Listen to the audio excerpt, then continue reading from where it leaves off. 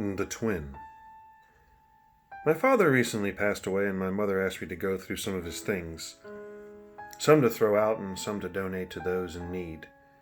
It's always painful to go through a loved one's belongings after they are gone. Seeing their things always makes the pain come back. I was going through my father's studio upstairs, and it was packed with old records, reel-to-reels, and tapes he made for an old-time radio show. He did at a local station called Turn Back the Clock and Return Engagement.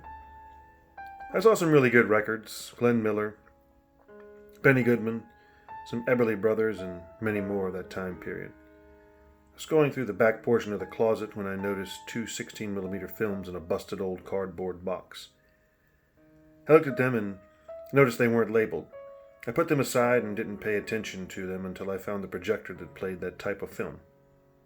I was curious and decided to hook the old antique up and play the first film. I really didn't know how to use it, so I went online and found a video of the same type of projector. It seemed easy enough, so I hooked it up and pointed it at the wall. Turned it on, and the old antique started to spin. Saw my mom and dad in their early 30s running the countryside of Germany. My dad was in the army and met my mother there. It then went on to show my grandmother, uncles, an old dog, my grandma, and some other relatives I'd never met. I then started to feel melancholy, but finished the whole movie. It ended and I felt happy that I could see my father once again. I hooked the other film up and began to watch it. I noticed my father and mother again, the small child. That chubby-faced kid, it was me. It then pans to the right of my parents to another child. I looked in on sheer horror, because the child was identical to me. I always thought I was the only child, but I had a twin. What happened to him? Did he die? Why didn't they tell me? Why didn't I remember? I shut the film off and raced downstairs to my mother. She saw my face and asked me, "What's wrong?" I asked her, "Where's my brother?" She looked at me in horror and breathed a sigh. She stood up, went to the closet and pulled out a small metal box with a lock on it. She retrieved the key and opened it. She then told me a story of disbelief. I did have a twin. He was born 3 minutes before me, and that my father and I were overwhelmed with happiness. When we both hit age 3, something happened. I was fine and blossomed, but my twin, he was different. My mother told me that while I would play with Matchbox cars and G.I. Joes, he would sit in his bed and just stare. He didn't play or act like a regular child. He never laughed or smiled or did anything. My parents always wondered why. They took him to a psychiatrist, and the doctor said he was different, but something that he could maybe grow out of, hopefully. One Christmas, my parents bought my twin and I a boxer puppy. She said I was excited and somehow remembered that dog, but it was fragmented in the back of my mind. My mother said that my brother saw the puppy. He showed no emotion. Nothing. He didn't even want to pet it or even get near it. One day my mother found cuts on the pup we called Henry. He was limping and acted strange around my twin.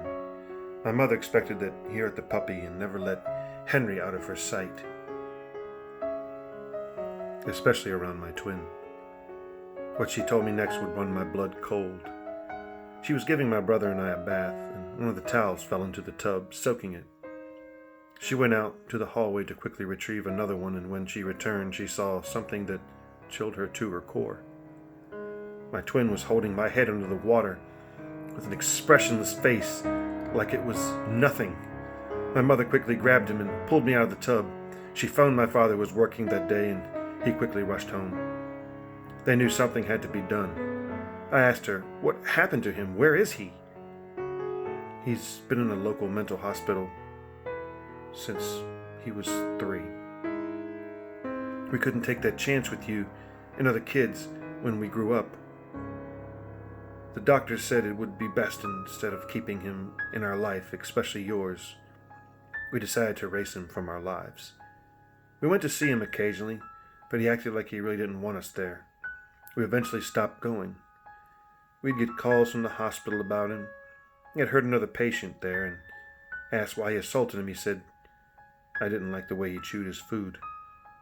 I left the house to get my thoughts together. I drove and drove and drove till all hours of the night. I wondered if I could go see him at the hospital, and I decided I would. I arrived later that week, and the front desk lady signed me in. The place was old but clean, and it was called Foxclove Mental Hospital. I waited for approximately 5 minutes or so, and I noticed 2 doctors and a nurse staring at me behind the lobby. I wondered why. They finally came out and introduced themselves. I'm Dr. Hux. This is Dr. Pelham and our chief RN nurse, Miss Montgomery. Nice to meet you. I asked them why they were looking at me so strange, and Dr. Hux said, I'm sorry, sir, but you look just like him, referring to my brother.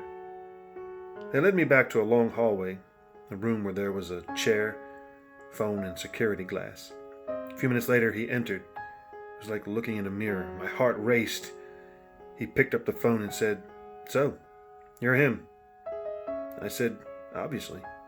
He said, So, you came to see what you did to me. I felt puzzled. What did I do to you? Yeah, he said. What did Mom and Dad tell you? I told him Mom told me the stories, and he didn't even know our father had died. When I told him, he didn't even flinch. Good, he said. That bastard deserved to die, and I hope it was miserable. He said, I bet they told you about our pup Henry, all the other things that happened. Did they tell you about your bruises? Your hair being pulled out by the handful? Let me guess. Tub incident? I said yes. What he said next floored me. I felt faint, couldn't breathe. He said you were the one that hurt Henry, the one who pulled my hair, and the one that you put me in here because of all the pain and torture I went through. I was tormented, a tormented child because of you, and they let it happen. His eyes widened. Spit formed at the corners of his mouth. He said, You were the one who tried to drown me in the tub. It was you.